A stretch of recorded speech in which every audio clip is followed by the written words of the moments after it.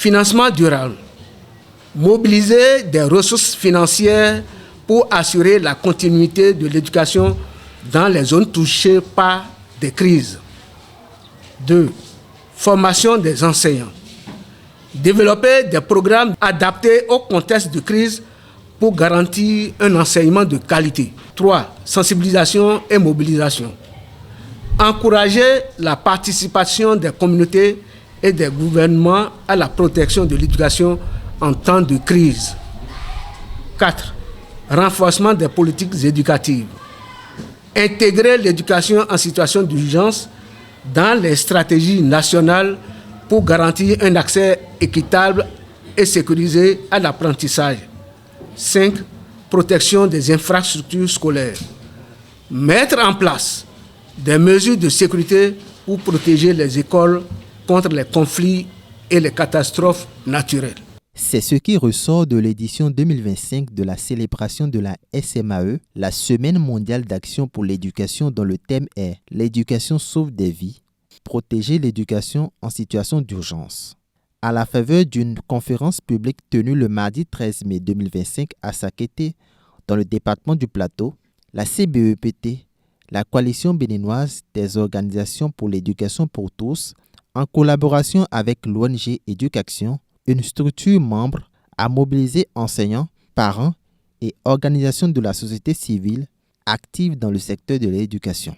Cette année, la CBOPT, l'une des coalitions partenaires du ministère des Enseignements maternels et primaires, entend accompagner le mouvement international autour du thème « L'éducation sauve des vies, protéger l'éducation en situation d'urgence ».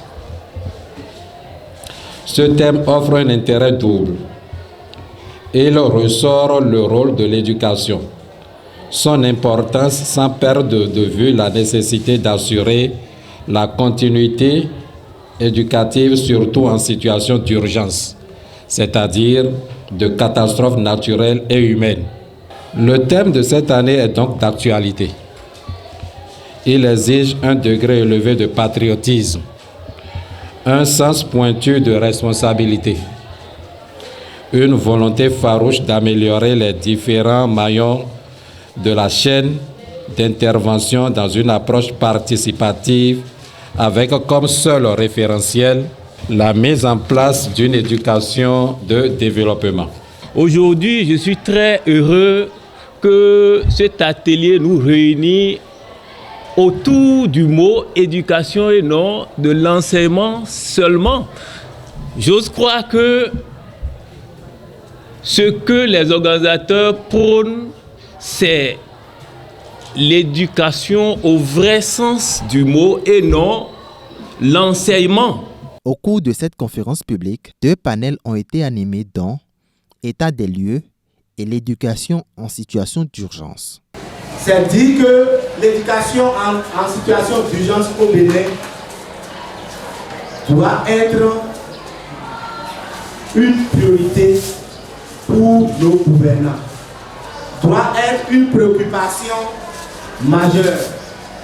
Et nous devons y travailler, nous devons faire en sorte que les orientations politiques, les planifications, les stratégies nationales prennent en compte la situation d'urgence dans notre pays. On retient quand même que les menaces d'extrémisme violents occasionnent la fermeture de nos écoles. Parce que les menaces terroristes entraînent la fermeture de plusieurs écoles dans les zones affectées, privant ainsi les enfants de leur droit à l'éducation.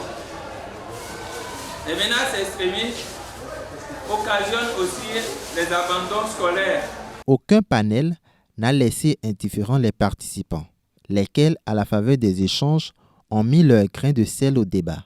La SMAE a démarré par un webinaire de 45 minutes autour du thème retenu. Pour précision, le Partenariat mondial pour l'éducation à travers la phase 3 du programme Éducation Out Loud est le bras financier de cette activité.